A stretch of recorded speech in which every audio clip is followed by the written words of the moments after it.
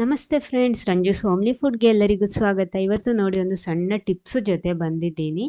ಬೇಯಿಸಿದ ಆಲೂಗಡ್ಡೆಯ ಸಿಪ್ಪೆ ಯಾವ ರೀತಿ ನಮಗೆ ಆರಾಮಾಗಿ ತೆಗಿಬೋದು ಅಂತ. ನೋಡಿ, ನಾನಿಲ್ಲಿ ಬೇಯಿಸಿಟ್ಟ ಆಲೂಗಡ್ಡೆ ತಗೊಂಡ್ಬಿಟ್ಟು ಅದನ್ನು ಈ ರೀತಿ 2 ಭಾಗ ಕಟ್ ಮಾಡಬೇಕು. ಆಮೇಲೆ ಈ ರೀತಿ ಒಂದು ಸೌಟು ತಗೋಬೇಕು. ಎಣ್ಣೆಯಿಂದೆಲ್ಲ ಫ್ರೈ ಮಾಡಿ ತೆಗಿಯೋದಕ್ಕೆ ಉಪಯೋಗಿಸ್ತೀವಲ್ಲ, ಅದೇ ರೀತಿಯದ್ದು.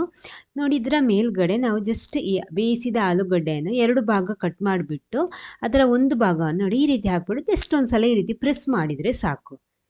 ಫುಲ್ಗಡೆ ಎಲ್ಲ ಕಡೆ ಕೂಡ ಈ ರೀತಿ ಪ್ರೆಸ್ ಮಾಡಿದರೆ ಸಾಕು.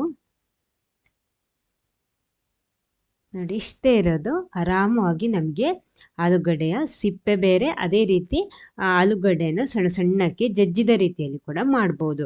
ಯಾವುದೇ ಸ್ಮ್ಯಾಶರು ಬೇಡ, ಗ್ಲಾಸು ಬೇಡ, ಮಿಕ್ಸಿಯಲ್ಲಿ ಹಾಕ್ಕೊಂಡು ರುಬ್ಬೋದು ಬೇಡ, ಏನು ಬೇಡ. ನೋಡಿ, ಆಯಿತು, ರೆಡಿ ಆಯಿತು. ಇಷ್ಟೇ ಇರೋದು. ತುಂಬ ಸುಲಭವಾಗಿ ತೆಗಿಬಹುದಾದಂಥ ಒಂದು ಸಣ್ಣ ಟಿಪ್ಸ್ ಇದು. ನಿಮಗಿದು ಇಷ್ಟ ಆದರೆ, ಯೂಸ್ಫುಲ್ ಆದರೆ ನೀವು ಕೂಡ ಟ್ರೈ ಮಾಡಿ. ನಾವಂದರೆ ಈ ಬಾಜಿ ಎಲ್ಲ ಮಾಡ್ತೀವಲ್ವ, ಅಂದರೆ ಸಾಗು ಮಾಡ್ತೀವಲ್ವ, ಅದಕ್ಕೆಲ್ಲ ಈ ರೀತಿ ನಮಗೆ ಆಲೂಗಡ್ಡೆ ತುರಿದು ಬೇಕಾಗುತ್ತೆ ಅಲ್ವಾ, ಆವಾಗ ಈ ರೀತಿ ಮಾಡ್ಬೋದು. ಅಥವಾ ಏನಾದರೂ ಫಿಲ್ಲಿಂಗ್ಸ್ ಎಲ್ಲ ಮಾಡುವಾಗ, ಆಲೂಗಡ್ಡೆಯ ಫಿಲ್ಲಿಂಗ್ಸ್ ಎಲ್ಲ ಮಾಡುವಾಗ ನಮಗೆ ಆಲೂಗಡ್ಡೆಯನ್ನು ಚೆನ್ನಾಗಿ ಜಜ್ಜಿದ ರೀತಿ ಬೇಕಾಗುತ್ತೆ. ಆವಾಗೆಲ್ಲ ಈ ರೀತಿ ಮಾಡ್ಬೋದು. ಆರಾಮವಾಗಿ ಸಿಪ್ಪೆನೂ ತೆಗೆದಾಗುತ್ತೆ, ಅದೇ ರೀತಿ ಒಳ್ಳೆ ಸ್ಮ್ಯಾಶ್ ಮಾಡಿದ ಥರನೂ ಆಗುತ್ತೆ. ನೋಡಿ ಎಷ್ಟು ಚೆನ್ನಾಗಿ ಮಾಡ್ಬೋದಂತ.